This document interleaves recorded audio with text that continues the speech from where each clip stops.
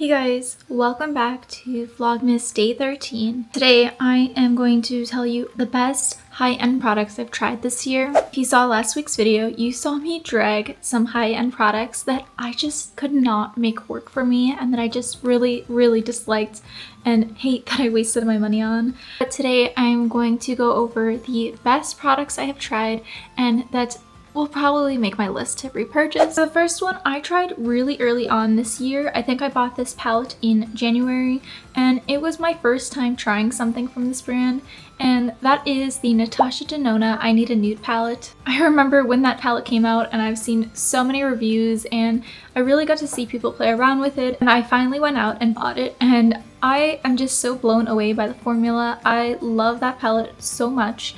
I feel like there is so much you can do with it and it's just so beautiful. I really like the sheen or wet look shades. Those are probably my favorite, but I really like the mattes too. They're really soft and they blend pretty well. Since then I have tried other products from Natasha Denona. I have a mini Zendo palette and that one is gorgeous. And then I also have the High Glam concealer, which probably one of my favorite concealers. The next product is another high-end eyeshadow palette, and that is the Huda Beauty Pretty Grunge eyeshadow palette. I was really on the fence for this for so long just because I don't really tend to wear like those dark smoky shades, but I really wanted this palette. Something about it was pulling me to it. And I think it was Nikki LaRose. I saw a tutorial that she was doing or some kind of review with that palette, and that is what made me get it because it was just so beautiful, and I'm so happy that I bought it because it is gorgeous. If you try the Natasha Denona ones, I feel like the Huda Beauty mattes blend just a bit better and you need just a little bit less product. It's so beautiful and I'm just really excited to get to play around with it some more. I'm really happy that that was my first Huda Beauty palette, and I am definitely looking at some of the other ones like the Rose Quartz one or even the Icy Nude. This next product is kind of just a specific one, not a specific shade. It'll make sense in a second. But before this year, I had never really tried MAC products, and I'm not sure why. Like, I know it's a very old school brand and it really was like the stepping stones to where we are now, but I was looking for some bullet lipsticks and I was at Ulta and I saw this really cute hot pink one. And since then, I've kind of been building my MAC lipstick collection and I love them so much. So today I'm actually wearing Creme in Your Coffee, and it is just such a beautiful, like, toasty shade. I also recently tried Velvet Teddy and Ruby Woo, and they've just kind of become my favorite shades and formulas. Definitely are cult classics for a reason, and I'm just really excited to try more from MAC. This next product might come as a surprise because I tend to avoid clean beauty brands like the plague, and that is the Tower 28 blush.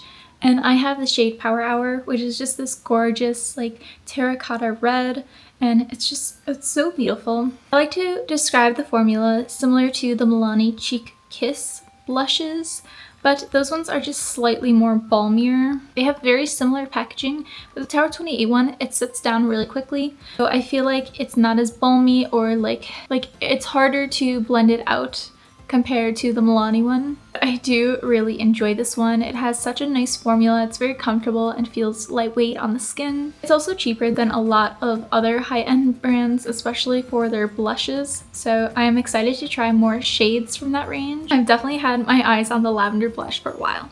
We're gonna switch away to some skincare products for a second because I've just had these on my mind all year long waiting to share them with you. And this one is a hand cream.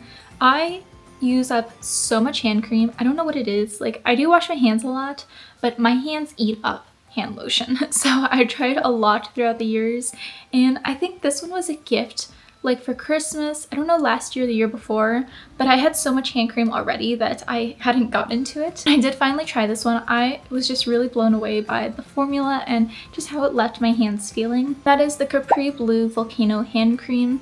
It feels so nice on the hands. The smell is just like very expensive. It kind of has this nice citrus scent to it, and it feels so creamy on the hands.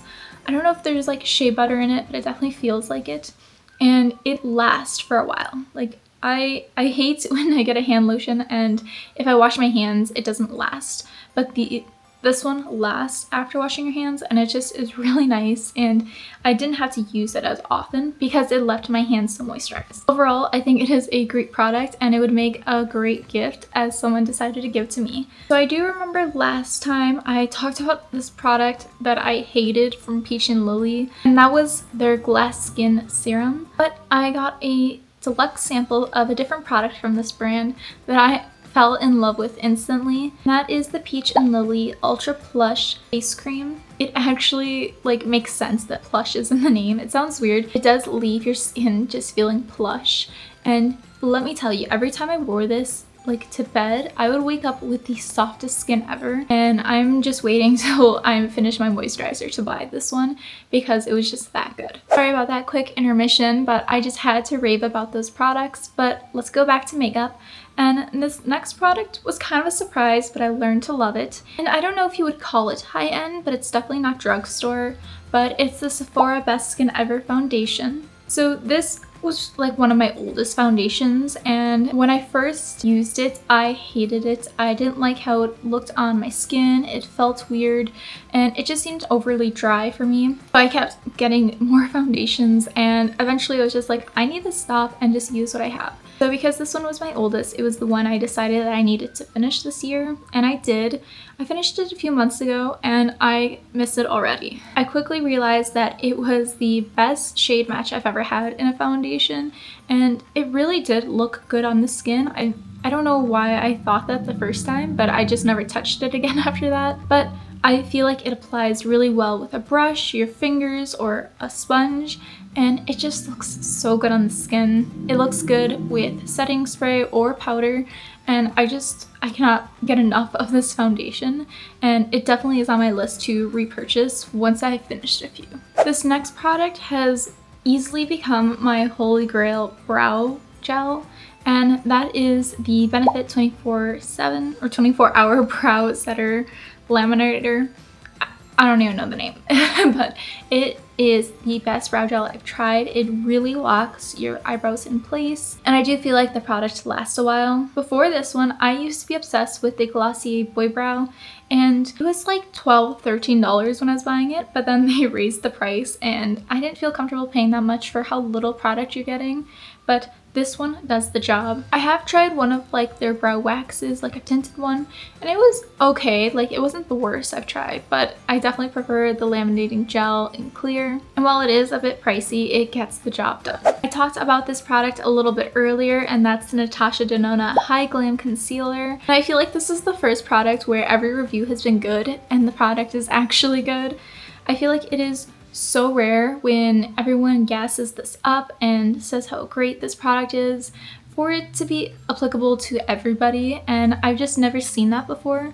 But with this product, I'm blown away, and I love it so much. It wears really well. I also like to wear it as a foundation for like lighter coverage days, and it looks so good. The shade I have is slightly too dark for me, but it blended out, it works out fine. I seriously understand why this product went viral, because for good reason. It is such a good product. This last product is very new to me, but once I tried it, I knew that this was going to be a staple in my collection, and that is the Hourglass Veil Translucent Powder. So I recently finished my setting powder that I had, and that was a Laura Mercier one, and that one was okay. I feel like it's too dry for my skin, and I have dry skin, so I know I gotta be a little weary of how much setting powder I use.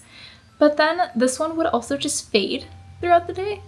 And I've read that people with oily skin have also experienced that, but I really didn't think I would with dry skin. I did end up finishing the product because it wasn't a horrible product. It just needed a little bit of extra work, and I would have to touch up throughout the day. But I went to Ulta and I kind of talked with one of the women working there, and she was saying that that Hourglass one is really great for dry skin. So I got a mini of that, and let me tell you guys, this one is so good. It blends so well. It has such a nice blur.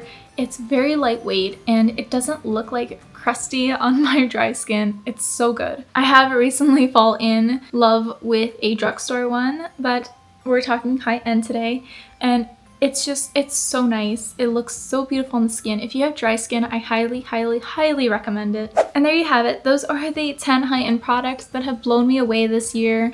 I know not all of them are new, but they're new to me, and I just wanted to give a quick review of the products that I enjoy. Thank you so much for watching, and I'll see you guys in tomorrow's video. Bye!